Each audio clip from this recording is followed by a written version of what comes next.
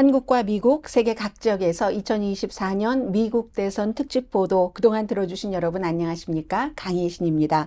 오늘이 이제 미국 대통령 선거가 끝나고 하루 이틀이 지났기 때문에 오늘쯤이면 조금 안정적이 돼서 여러 가지를 평가를 해볼 수가 있고 여러분과 저는 오늘 이제 미국 대선 특집 보도로는 마지막으로 만나 뵙게 됐습니다. 21번째였고요. 오늘은 그래서 이제 트럼프 그 대통령 당선자 이렇게 압승을 하게 된 좀 디테일한 이유요. 여러분들께서 뭐 경제다, 국경이다 여러 가지 얘기를 들어보셨을 겁니다. 그런데 이게 기술적인 것으로는 무엇이 있을까? 이게 바로 미국의 현재를 세계 다른 나라에서 이 방송을 듣고 계시는 분들도 조금 알 수 있는 그런 부분이고요. 또 미국이 안정돼야지 되는데 그럼 트럼프 차기 대통령 시대에는 어떻게 될까? 세계는 관심이 많으시죠? 특히 한국 문제 이런 순서로 전해드리겠습니다. 2024년 미국 대선 특집 보도는 캘리포니아 넘버원 모기지 융자 전문 회사 융자나라 유럽에서 왔습니다. 미래관광은 아니죠. 유럽관광은 미래관광 공동후원입니다. 이제 45대 미국 트럼프 전 대통령이 47대 대통령으로 내년 미국 날짜로 1월 20일에 취임을 하면 미국은 다른 나라가 될 것이다. 세계도 maybe 다른 세계가 될 것이다. 이렇게 전망하시는 분들이 굉장히 많습니다. 그래서 이제 이 부분을 맨 마지막으로 두고요. 많이 뉴스에서 들으셨겠지만 아마 뉴스에서 듣지 못하는 부분도 여기에 있을지 모릅니다. 어떻게 전례 없는 트럼프의 압승이 이루어졌는가? 여론조사 결과도 대부분 다 틀렸고 저도 여러분들께 많은 여론조사 결과를 말씀드렸습니다만은 전혀 결과는 달랐습니다. 뭐 아메리카 유니버시티에서 미국 대선을 한 번 빼고 다 결과를 맞췄다는 교수님도 틀리셨고요. 왜냐하면 45대 미국 대통령으로서 의사당 폭동 사건 이제 그런 문제들 때문에 그때는 정치 생명이 완전히 끊긴 것으로 끝난 것으로 생각이 돼 있었죠. 그 뒤에 뭐 4건의 형사 사건으로 기소가 됐고 성학대 이 문제로 유죄 판결을 받았고 사업 사기도 했다 해서 유죄 판결도 받고 엄청난 벌금 판사가 다 이만큼 내라 하는 것이 있었는데도 이건 그냥 선거인단만 가져간 게 아니라 파퓰러 보트라는 미국 사람들이 직접 한 사람 한 사람 그 이름에 표시를 하는 이것도 4년 전보다도 8년 전보다도 트럼프 전 대통령은 훨씬 많이 받았습니다. 농촌에서뿐만이 아니라 로스앤젤레스, 뉴욕 이런 도시에서도 민주당 색깔인 그런 곳에서도 더 많이 받았다는 건 이건 대단한 변화입니다. 더 넓은 폭도 넓혔고 강도도 더 강하게 지지를 받았습니다. 물론 이제 기본적으로 다 많이 들어보신 것처럼 현 정권에 대한 심판이다. 그런데 거기에 내용이 들어있거든요. 여기에 또 복잡합니다. 미국의 인종적인 것과 뭐 여러 가지 뭐 이민 문화라든가 그래서 아무리 전 비서실장, 합참의장 뭐 행정부의 장관들이 이 사람 안 된다. 앞으로 독재할 거야. 이런 얘기를 해도 아무 소용이 없었고 경제 전문가와 노벨상 수상자들이 큰일 난다. 관세 등등 해서 미국은 이제 좋은 시절 다 끝나. 이렇게 얘기해도 소용없었습니다. 아무튼 그 정도로 완전히 싹쓸이를 했는데요. 경합주 7군데는 원래 그렇습니다. 이번에만 싹쓸이한 게 아니라 지난번에도 바이든 대통령이 노스캐롤라이나주를 빼고는 다 가져갔었고 그 전에 트럼프 그 후보가 처음에 대통령이 될 때도 경합주 다 가져갔습니다. 노스캐롤라이나까지 7개. 그런데 이번에는 말씀드린 것처럼 민주당에서조차도 뽑은 사람들이 많고 이민자들도 많이 뽑았다. 보통 이제 민주당 성향, 이민자들도 민주당 성향이고 유색인종이 민주당 성향인데 이건 그 변화를 원하는 그 갈망이 대단했다 하는 것을 말씀을 드릴 수 있고요. 우선 선거 공학적인 것부터 왜 트럼프가 압승했나? 그 민주당이 이건 완전히 패배했다는 그 이유부터 말씀을 드리겠습니다. 민주당은 지금 이 방송을 한국이나 다른 나라에서 듣고 계신다면 많이 신경을 쓰지 않아도 되셨을 그럴 선거, 예를 들어 트럼프 대통령이 처음에 이겼죠. 그 뒤에 떨어지고 트럼프 대통령이 이기고 나서 중간선거라는 것을 미국도 하죠. 이때도 완전히 완패입니다.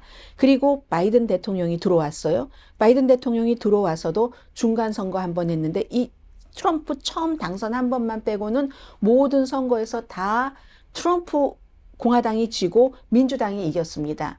여기서 민주당은 이번에도 이길 수 있다. 트럼프 임기 1기에 지금은 사람들이 또 경제에 막 회상을 하지만 그때는 또 트럼프가 싫다고 바이든을 뽑았었죠. 그래서 그 이후에도 계속 이랬으니까 이번에도 트럼프를 한 번은 뽑았지만 두 번 뽑겠어? 하는 안일함이 민주당에 굉장히 많았습니다. 그래서 민주주의 이런 뭐 이상 같은 것을 얘기를 했죠. 그런데 트럼프가 여기다가 경제 뭐 국경, 불법 체류자, 이민 이런 것을 들고 나오니까 실제적인 렌트비도 내야 되고 우리 아이 대학도 보내야지 되고 자동차도 바꿔야지 되고 이렇게 생각하는 미국 시골 사람들 백인뿐만이 아니라 라틴계도 트럼프를 지지했다는 겁니다. 트럼프를 지지하면서 그럼 라틴계 소수인종 중에서 지지한 사람들은요, 보통 이제 좀 정말 죄송합니다. 뭐 교육 수준이 낮고 교육 수준이 낮으면은 그러면은 돈을 덜 법니다.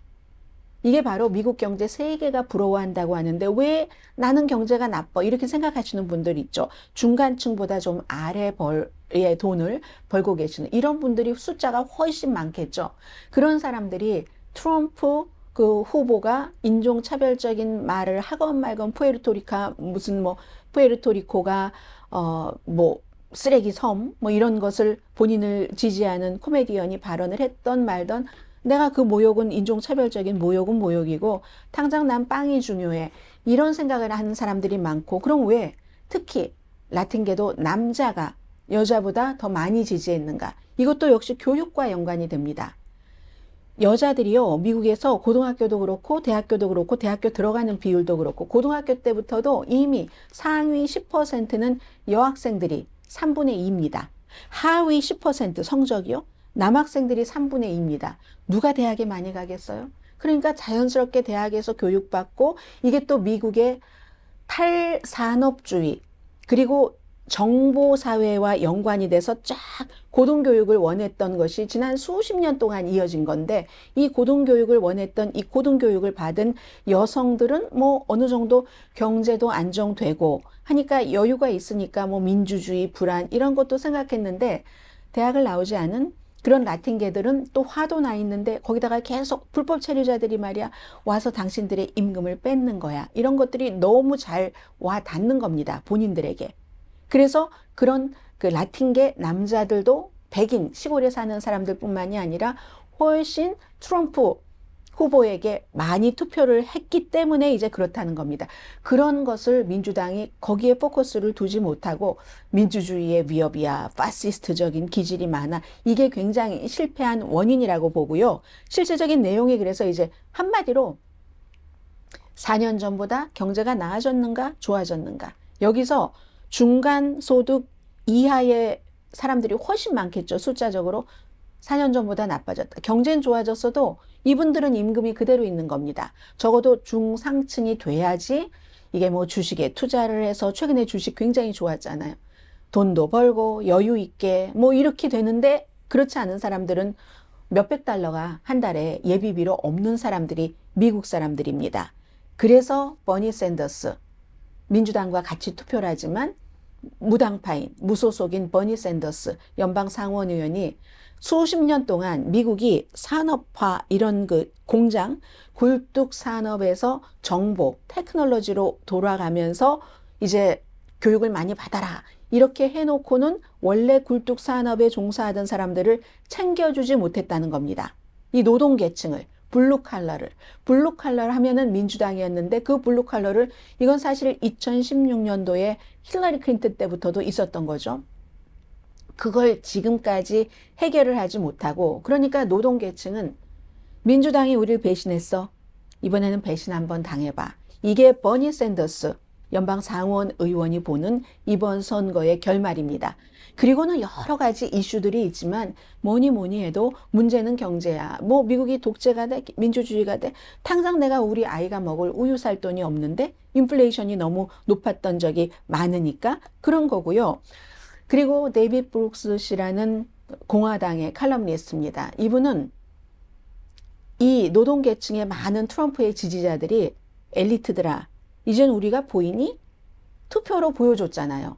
민주당 지역에서도. 민주당 지역에도 이런 그 돈을 덜 벌고 이런 분들이 많이 살고 계시고 하니까. 그래서 엘리트들에게 노동계층이 이래. 이제는 우리가 보여? 이렇고. 그리고 또 하나는 트럼프 그 후보가 굉장히 어떤 그분들, 그런 분들에 다가가는 것처럼 보이는 게 정말 성공을 했다는 겁니다.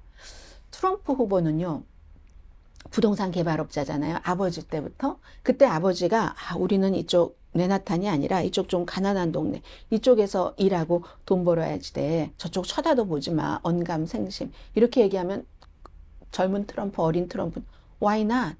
하고 맨하탄으로 진출했죠. 금을 굉장히 좋아하죠. 그때 왜 맨하탄에는 우리는 가지 못해? 뭐 이민자로서 뭐 여러 가지 스토리들이 있잖아요. 가지 못해. 난 갈 거야 하는. 그때의 그 맨하탄을 바라보는 블루 칼라적인 그 업계에서는 이게 트럼프 후보에게 있다는 거죠. 게다 대고 어프렌티스라는 그 프로그램을 시즌을 몇 번을 했습니까? 그런 것에서 상대의 마음을 읽고 상대에게 어떻게 어필해야 되는가를 너무 잘하니까 이 블루칼라들은 트럼프 후보가 대통령도 했죠. 뭐 집에는 금이 번쩍번쩍 뭐 화장실까지 다 한다고 하니까 뭐 콘도에도 다 금박을 해놓잖아요. 뭐 그러니까 노란색으로 골드의 상징. 그런데 저런 사람이 뭐 학교도 뭐 좋은 데 나왔다고 하는데 말하는 것은 나랑 똑같은 말을 해. 아무래도 여자보다는 남자가 교육을 많이 받은 사람보다는 교육을 덜 받은 사람들이 말이 거칠고 또 그 매너도 그렇고 뭐 분노가 많고 불만도 많으니까 그렇잖아요. 그런데 그렇다고 나는 다른 사람들한테 업신여김을 받는데 아니 이게 웬걸? 트럼프는 나랑 똑같은 말을 해. 태도도 나랑 똑같아. 무슨 뭐 골프 스타, 골프의 레전드의 무슨 생식기의 크기가 어떻다느니 우리가 하는 말을 똑같이 하잖아. 그걸 너무너무 좋아한다는 겁니다. 그러니까 엘리트들아, 봤어? 우리도 이렇게 힘을 합치면 이렇게 돼 하는 게 이번에 민주당이 철저히 무너진 파퓰러 보트에서 전체 사람들이 이렇게 뽑는 거, 선거인단뿐만이 아니라 거기서도 망가진 이유라는 거죠. 그래서 이제 뭐 그런 여러 가지 일들이 있고 그 밖에는 그리고 트럼프 후보가 잘 살게 해줄게. 내가 대통령이 되면 하루 만에 다 잘 살게 해준다니까 이렇게 얘기를 하니까 그 밖에도 많이 있죠. 시골에 가면요. 미국에 아직도 여권이 없는 사람들이 많습니다. 동네 밖을 나가지 못해 본 사람들 그리고 백인들 가운데는 그러면서도 기본적인 뭐 사회보장 이런 건 있으니까 더러운 일은 하기 싫어해요. 그런 사람들이 또 교회 특히 복음주의 이런 데 매달려서 무슨 뭐 절대로 동성애라든가 무슨 성소수자 용납을 못합니다. 그러니까 민주당이 이런 것을 소수의 권리도 보호한다 하는 게 민주당이니까 그런 것들도 굉장히 못마땅하고 낙태도 마찬가지고요. 또 하나 그런 시골 지역의 백인 보수적인 이런 사람들은 남편이 또 왕입니다. 거의. 여자는 남편 따라서 투표를 해야 되는 거예요. 그러니까 이번에 민주당에서 투표장 그 부스에서 일어나는 일은 아무도 몰라요 하고 남편에게는 트럼프에게 투표했어요 하고 해리스에게 투표하라는 이런 영화배우 줄리아 로버츠가 나레이션을 한 그런 30초짜리 광고가 나오는 거죠. 미국의 문화가 그렇습니다. 그리고 또 있죠. 오늘 보니까 뭐 워싱턴 포스트 이런 데도 많이 나왔던데 유리천정 얘기를 우리가 힐러리 클린턴 때 많이 했습니다. 그때는 백인 여자였는데 그래도 2016년이니까 오래 전이잖아요. 지금 2024년이지만 여자는 여잔데 백인이 아니고 흑인이란 말이야. 이런 문화도 당연히 있다는 거죠. 당연히 있으니까 흑인 여성들은 그럼 여기서 미국에서 뭐라고 생각하느냐. 미국이라는 나라는 유색인종 여성은 범죄자보다도 취급을 덜 받는구나. 이게 이제 지금 흑인 여성들이 딱 마음속에 품고 있는 일이라는 겁니다. 그런 여러 가지 그리고 또 트럼프 후보 측에서 예를 들어 동성애자에 대한 어떤 뭐 권리를 보호한다던가 이런 것에 대해서 굉장히 광고를 잘했습니다. 거부감을 사람들이 갖도록 여러 가지가 결합이 돼서 이겼습니다. 이래서 이제 대강에 제가 빼놓은 것도 있을 수 있지만 그런저런 이유로 트럼프 후보가 압승을 했다 하고 말씀을 드리고요. 이제 압승을 했습니다. 그렇다면 어떻게 이제 다음 행정부를 이끌어 갈까?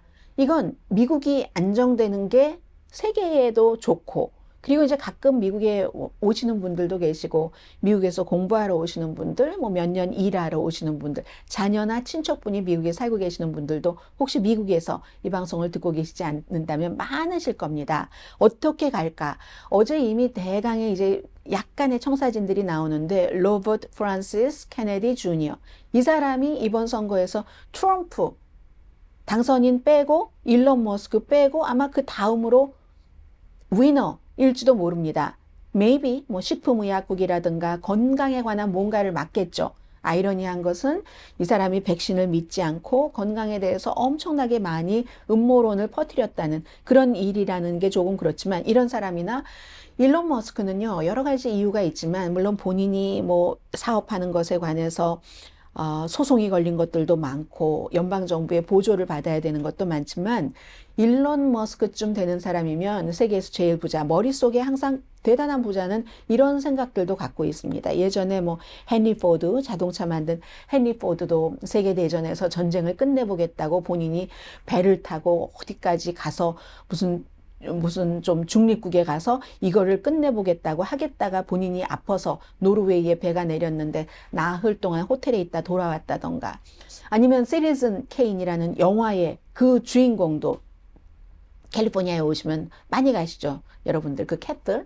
그 주인공도 말하자면 신문 사업을 해서 돈을 많이 벌었는데 그 다음에는 뭔가 내가 원하는 세상으로 세상을 만들고 싶어하는 그런 게 있습니다. 그래서 일론 머스크도 마찬가지로 많은 어떤 그 뭐 생각을 한다던가 뭐 이런 데서는 뭐라고 얘기를 하냐면은 뭐 잡지 애틀란틱 같은 데서, 그러고 보니까 또 비슷하네요. 미국 책 가운데서, 미국 소설 가운데서 제가 제일 재밌게 읽은 책은 아일랜드라는 그 소설가의 그 세상을 떠나셨죠. 그분의 그 아틀라스 슈러그드라는 책입니다. 한국말로도 번역이 돼 있던데 한국말 번역은 오히려 더 어렵더라고요. 이 책이. 그래서 그것뿐만이 아니라 또 무슨 건축과에 관한 거 책이 뭐 여러 권 있는데, 아틀라스 슈러그드 보면은 아주 부자들이요, 국가가 마음에 들지 않는 거예요. 본인들이 원하는 그런 기업인 뭐 오빠도 나오고 딸도 나오고 뭐 남편도 나오고 뭐 이러는데, 본인들이 원하는 세상을 따로 만들려고 어디다가 따로 만들려는 이런 것들을 하거든요. 일론 머스크는 꼭 본인 사업뿐만이 아니라, 사업도 굉장히 도움을 받겠죠. 벌써 X와 그 트럼프의 이 그 뭐 소셜 미디어가 합쳐진다 이런 얘기까지, 루머까지 나오던데, 본인이 원하는 세상이 있습니다. 그러니까 뭐 블라디미르 푸틴하고도 2022년부터 계속 연결을 했다고 하고, 그건 트럼프 후보도 마찬가지로 그랬다고 하고, 그러니까 본인이 원하는 그런 세상을 만드는데 트럼프를 이제 트로이 목마로 쓰려고 한다, 이런 얘기들도 있습니다.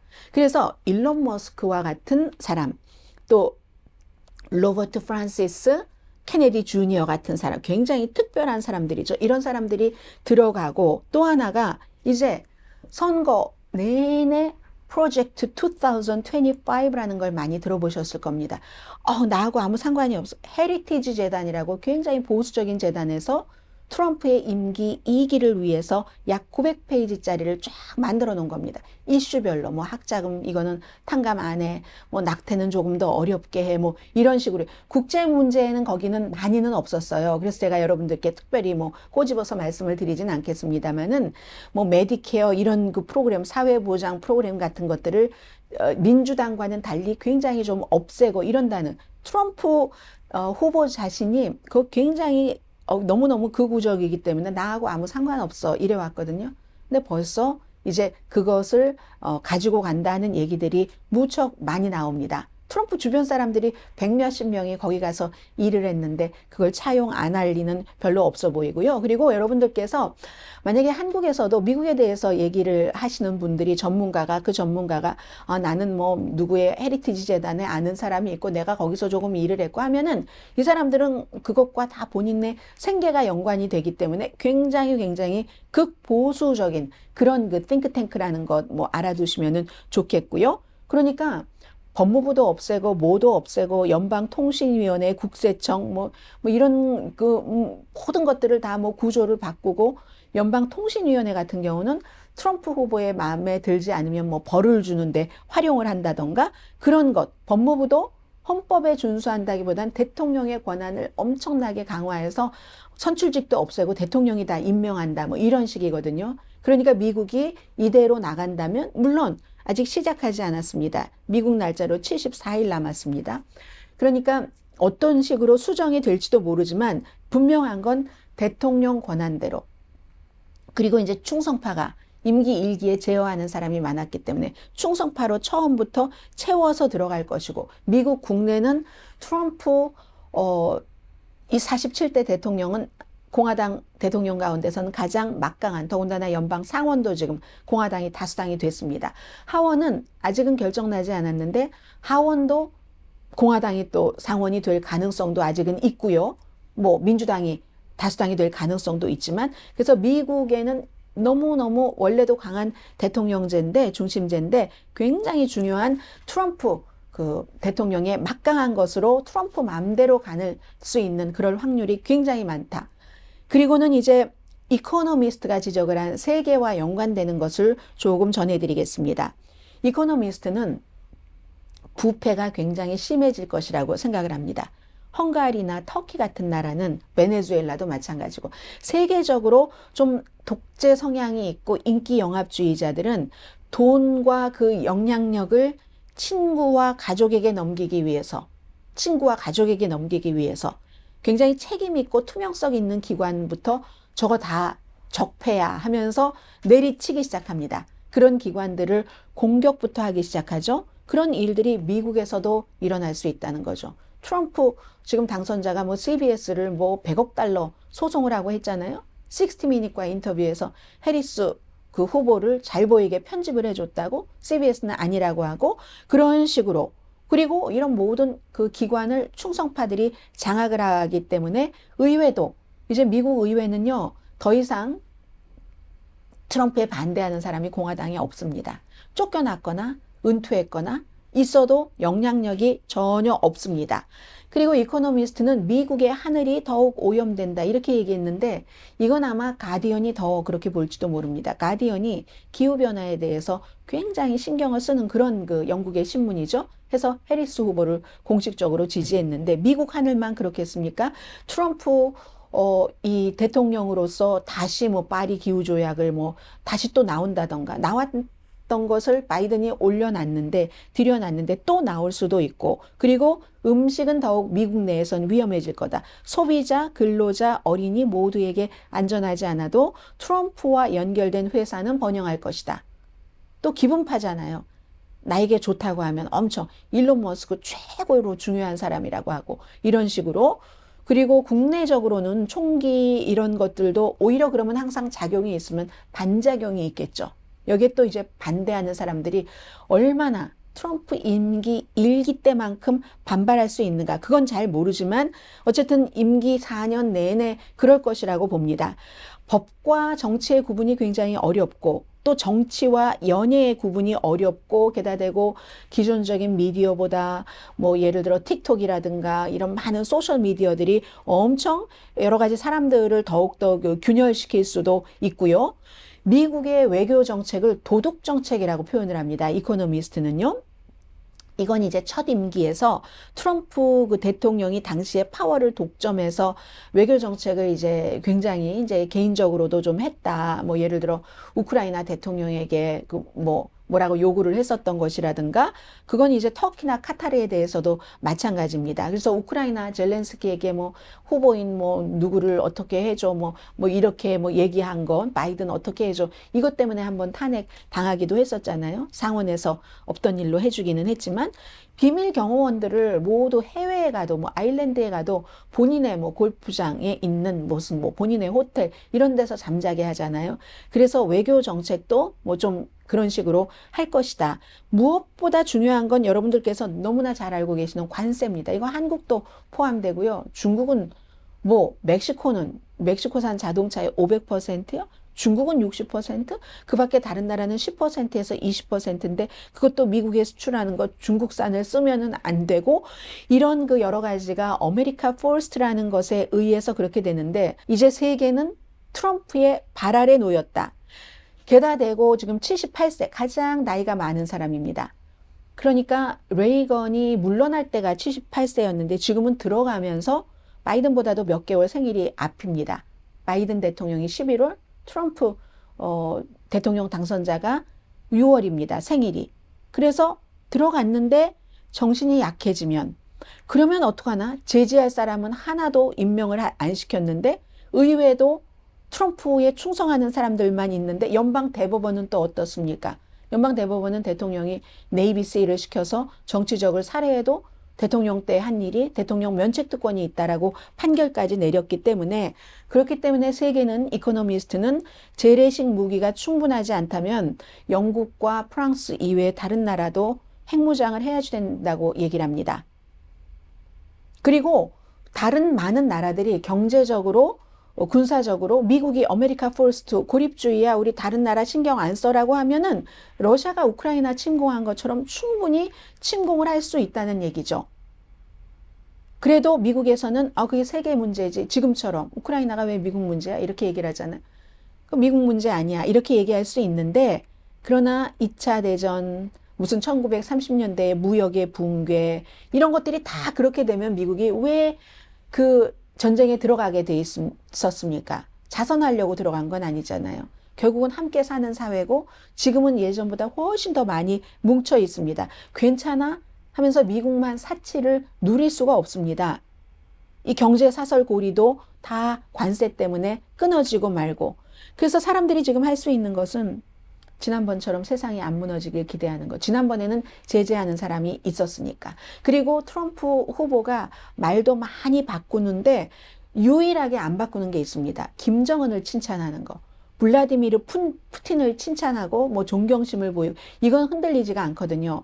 그래서 한국과 북한의 문제는 트럼프 이 대통령이 어떻게 이걸 처리를 할지 다 한국에서 마련을 해놓으셨겠지만 저는 미국에서 트럼프 후보가 후보 당시에 뭐 여기 인터뷰, 블룸버그 인터뷰, 팍스 인터뷰에서 주한미군 숫자도 막 뭐 2만 8천 명을 어떤 날은 4만 명이라고 했다. 어떤 날은 4만 2천 명이라고 했다. 한국이 돈은 하나도 안 낸다고 얘기할 때도 있어요. 그렇게 얘기하면서 막 이렇게 얘기하는 거 이거 정말 안 그럴 수도 있지만 그게 현실이 될 수도 있다라는 것을 말씀을 드리고요. 지금 또 중요한 건 사람들이 다 트럼프 대통령의 그 같은 성향을 알고 뽑은 겁니다. 알고 뽑았지만 그가 어떤 일을 하리라는 것까지 짐작하지는 못하고 아무도 모릅니다. 지금 아무도 모르는데 학생들이 하버드 대학교 학생들이 하버드에서 오늘 수업도 막 취소하고 그랬어요. 학생들이 너무 우울해서 너무 이 트럼프 시대를 우울하게 생각한다는 거예요. 그러나 제가 지금 말씀드린 것은 한쪽을 말씀드린 거지 이미 기본 자체는 트럼프 후보가 해리스 후보보다 엄청나게 많이 지지를 받았으니까 트럼프 후보를 지지하는 사람들은 아마 제가 지금 여러분들께 말씀드린 이 모든 것에 다 이제 사사건건 반박을 하실 무장이 되실 그럴 분들일 겁니다. 그러나 일단 저는 선거 중심으로 선거 그 결과 중심으로 이렇게 해서 말씀을 드린 거고요. 다행스러운 것은 사람들이 다 다행스럽다고 하는 것은 만약에 트럼프가 지고 이렇게 똑같이 해리스가 이겼다면 미국 지금 엄청난 폭동이 일어났을 거야 라고 얘기를 하거든요. 그러나 해리스 부통령과 바이든 대통령은 어제 오늘 앞서거니 뒤서거니 우리 평화적인 권력 이양을 합니다. 졌을 때도 승복하는 게 미국 민주주의입니다. 이렇게 얘기를 했기 때문에 이제 그 점은 조금 안심이 되고요. 마지막 아이러니 제가 여러분들과 함께 오늘 21번째 이 방송을 진행을 했는데요. 트럼프 대통령을 47대 미국 대통령은 도널드 J. 트럼프입니다. 하고 1월 달에 의회가 개원하면 선포를 할 사람 누굴까요? 카멜라 해리스, 트럼프의 경쟁자였던 현 부통령입니다. 마이크 펜스 전 부통령이 그거 한다고 교수형에 처해라. 이렇게 했었잖아요. 정말 아이러니죠.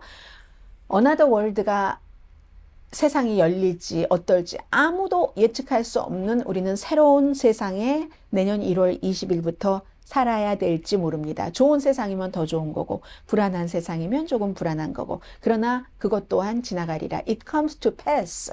4년 대통령 임기이기 때문에.